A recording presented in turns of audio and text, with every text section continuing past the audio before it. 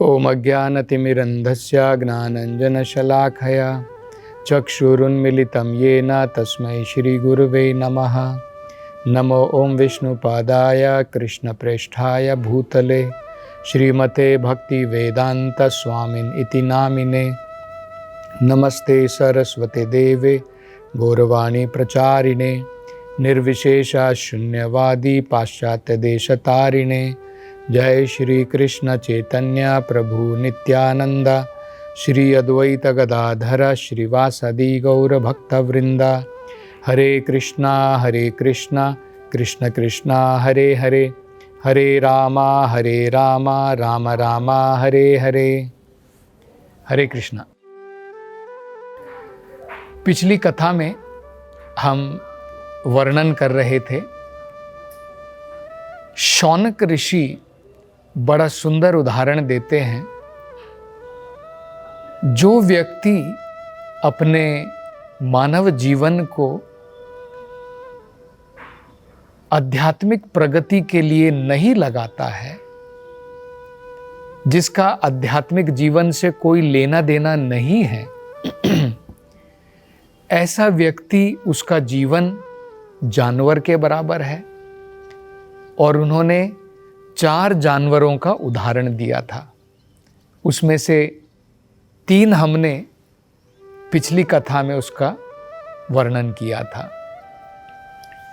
श्वा मतलब कुत्ता, विद मतलब शूकर,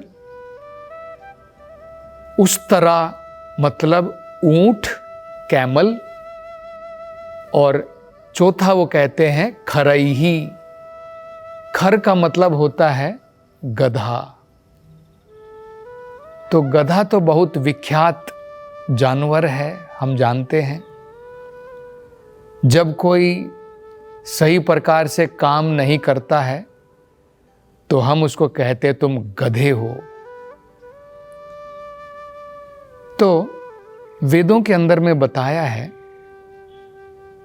किस व्यक्ति को बताया जाता है कि वो गधे की भांति है। गधे का ये उदाहरण दिया जाता है कि अपनी पीठ के ऊपर धोबी के बहुत सारे भार को लेकर के, उसके कपड़े के भार को लेकर के वो घर से लेकर के घाट तक जाता है। कई बार गधा जो है जब ठीक से काम नहीं करता है तो उसका मालिक क्या करता है, एक लकड़ी के द्वारा गधे के सर के ऊपर से घास टांग देता है। और गधा यहां पर है, घास वहां पर है। वो सोचता है कि मैं अगर कुछ कदम और आगे जाऊंगा तो मुझे घास की प्राप्ति हो जाएगी, और इसके कारण वो चलता रहता है। तो इस प्रकार से मालिक उससे काम लेता है और उसे घास की भी प्राप्ति नहीं होती है। और इस मूर्ख गधे को ये पता नहीं है, वो ये नहीं सोचता है कि भाई इनमें से एक कपड़ा भी मेरा नहीं है और घास तो मुझे कहीं पर भी मिल जाएगी। ऐसा नहीं है कि इतना भार उठाने के बाद में मुझे घास मिलेगी। तो इसलिए उसे जो है गधा कहा जाता है। इसी प्रकार से जो व्यक्ति इस भौतिक संसार के अंदर में अपना पेट मात्र भरने के लिए जो गधे की भांति परिश्रम करता है, तो ये उदाहरण उनके लिए बिल्कुल सही है। तो इस प्रकार से व्यक्ति अपने मानव जीवन का अमूल्य जो समय है, जो अगर एक बार बीत गया, हम सोने को देख कर के भी उसको वापस नहीं प्राप्त कर सकते हैं।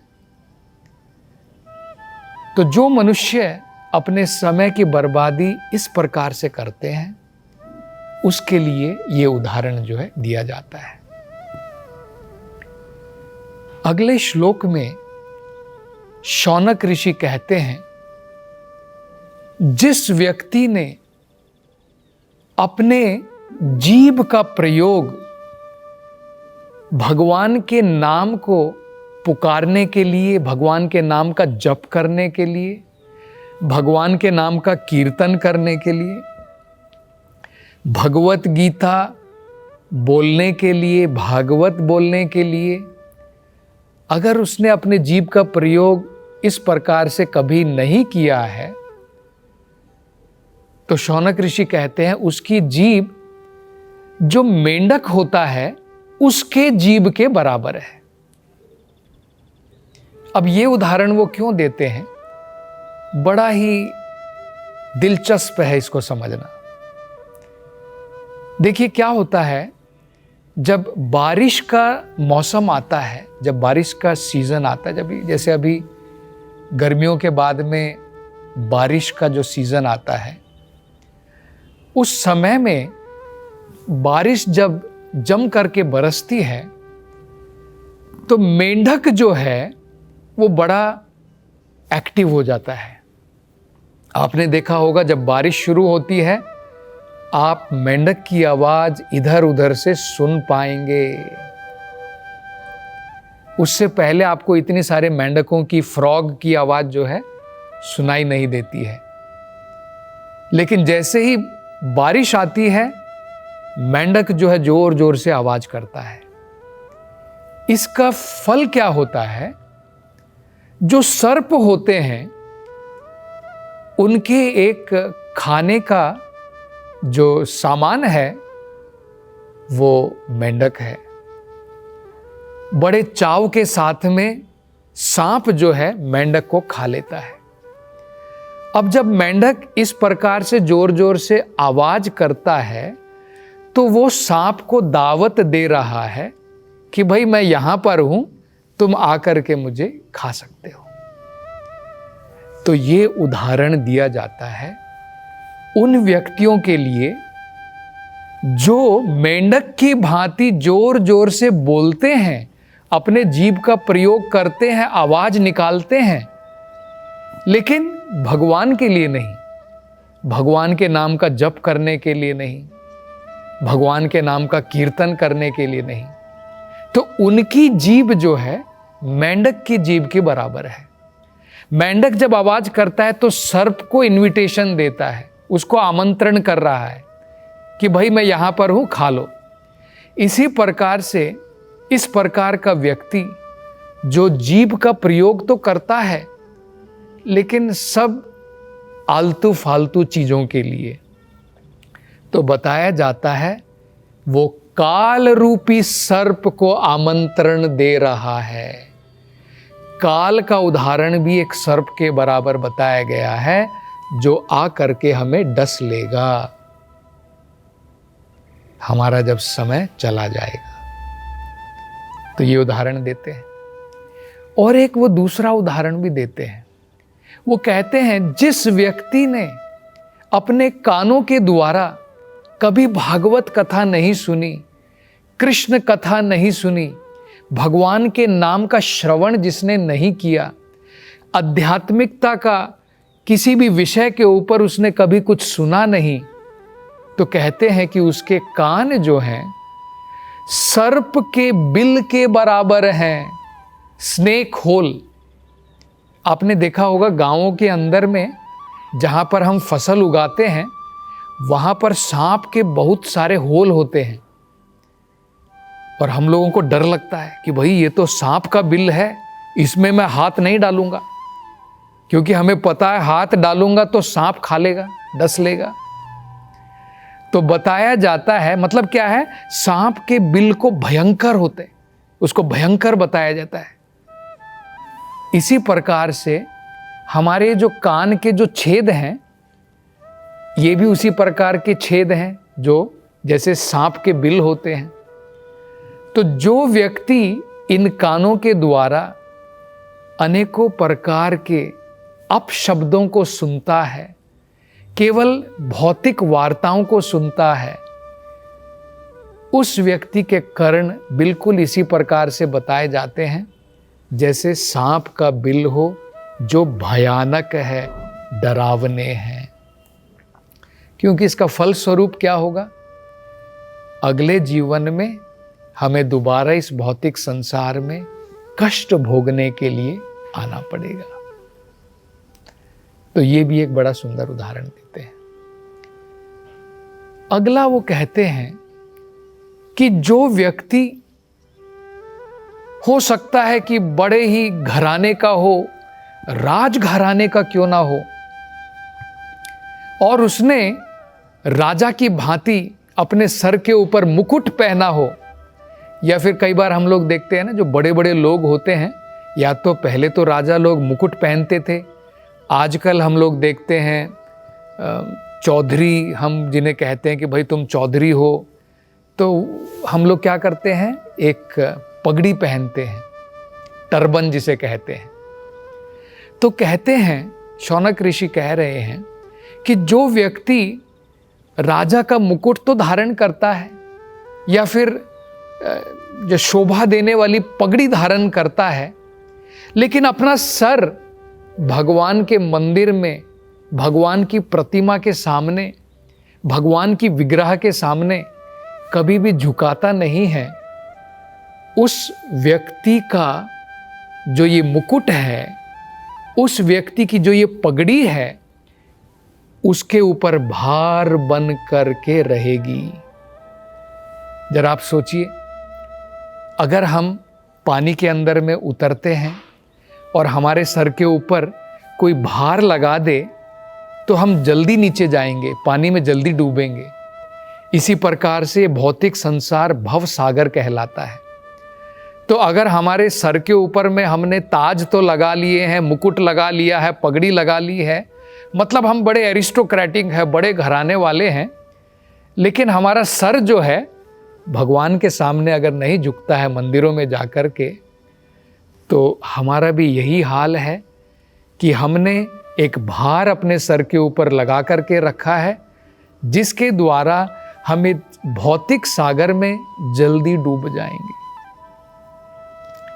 और आगे शौनक ऋषि कहते हैं, इसी प्रकार से जिस व्यक्ति ने, भाई हो सकता है कोई व्यक्ति कहे कि नहीं भाई मेरे पास में इतना टाइम नहीं है कि भगवान के सामने जाकर के सिर झुकाऊं और वहाँ पर मंदिर में अर्चना करूं और भगवान की पूजा में लगूं, मेरे पास में हो सकता है इतना टाइम नहीं है। तो शौनक ऋषि कहते हैं कि ठीक है, कम से कम हम अपने बाकी इंद्रियों का तो प्रयोग कर सकते हैं। कभी अगर हम लोग मंदिर में जाएं तो अपने पाँव के द्वारा हम मंदिर में जो है जा तो सकते हैं। वो कहते हैं कि जो व्यक्ति अपने पाँव के द्वारा मंदिर में नहीं जाते हैं, उनके पाँव बिल्कुल पेड़ के पाँव के बराबर हैं। पेड़ों के भी बड़े बड़े पाँव होते हैं, पादपा उनको कहते हैं, जो अपने पाँव के द्वारा सब कुछ ग्रहण करते हैं। तो पाँव तो उनके भी हैं, लेकिन इतने बड़े बड़े पाँव का भी क्या फ़ायदा है, वो एक जगह से दूसरी जगह नहीं जाते हैं। इसी प्रकार से जब हम अपने पाँव का प्रयोग अनेकों जगह जाने के लिए करते हैं, लेकिन भगवान के स्थल पर, आध्यात्मिक स्थल पर सत्संग के लिए नहीं करते हैं, तो बताया जाता है कि हमारे पाँव बिल्कुल पेड़ के बराबर है। इसी प्रकार से वो कहते हैं कि कम से कम हमें अपने हाथों का तो प्रयोग करना चाहिए। अगर हम मंदिर जाते हैं तो भगवान के मंदिर में हम जो है कुछ सफाई कर सकते हैं, क्योंकि भक्ति का मतलब क्या होता है, अपनी इंद्रियों का प्रयोग इंद्रिय तृप्ति की जगह पर भगवान की इंद्रिय तृप्ति के लिए जब हम करते हैं, उसको ही भक्ति कहा जाता है। अभी हम लोग क्या करते हैं, आँखों का प्रयोग हम अपनी आनंद के लिए, भोग के विषय वस्तु को देखने के लिए करते हैं। जीभ का प्रयोग भौतिक वस्तुओं को चखने के लिए करते हैं और हम उसमें मौज लेते हैं, आनंद लेते हैं। इसे इंद्रिय तृप्ति कहा जाता है। ये भक्ति नहीं है, ये भुक्ति है, भुक्ति। जब इन्हीं इंद्रियों का प्रयोग हम भगवान के लिए शुरू कर दें, तो धीरे धीरे क्या हो जाएगा, ये इंद्रियां शुद्ध हो जाएंगी और हमें परम आनंद की प्राप्ति होगी। इन्हीं आँखों का प्रयोग हम सिनेमा देखने की जगह में भगवान के सुंदर रूप को अगर हम देखें मंदिरों में जाकर के, तो हमारी आंखें शुद्ध हो जाएंगी। इन्हीं पाँव के द्वारा हम क्लब में जाने की जगह, सिनेमा घर में जाने की जगह, हम भगवान के आध्यात्मिक स्थलों पर सत्संग के लिए प्रयोग करें, वहाँ पर जाएं, भगवान के मंदिरों में जाएं, तो हमारे इंद्रियां जो है वो भी शुद्ध हो जाएगी, हमारा जीवन शुद्ध हो जाएगा। इसी प्रकार से हाथ का प्रयोग हम भगवान के मंदिर का मार्जन करने के लिए, कम से कम उसे साफ करने के लिए तो प्रयोग कर सकते हैं। अन्यथा शौनक ऋषि कहते हैं उनके हाथ, उसमें हो सकता है कि बड़े बड़े कंगन क्यों ना हो, क्योंकि आपने देखा होगा जो एरिस्टोक्रेटिक लोग होते हैं सोने के कंगन पहनते हैं, तो सोने के कंगन से भी सुशोभित क्यों ना हो, लेकिन फिर भी उनके हाथ जो हैं बिल्कुल मृत हाथों के बराबर हैं। अब एक मरा हुआ व्यक्ति है, आप उसे जो है कंगन पहना दो, अनेकों प्रकार के आभूषण पहना दो, कोई फायदा नहीं है, क्योंकि वो व्यक्ति जो है मृत है, उसके अंदर में जान नहीं है। ऐसा नहीं है कि मृत व्यक्ति को आप कंगन पहना दो तो हम उसकी तरफ आकर्षित हो जाएंगे। तो ये बताया जाता है कि जो व्यक्ति अपने हाथों का प्रयोग भगवान की सेवा के लिए नहीं करता है, और हो सकता है उसने हाथों के अंदर में सुंदर कंगन क्यों ना पहने हो, लेकिन उसके हाथ मृत हाथों के बराबर है। तो और आगे शौनक ऋषि जो है क्या वर्णन करते हैं, इसका उल्लेख हम अगली कथा में करेंगे। हरे कृष्ण।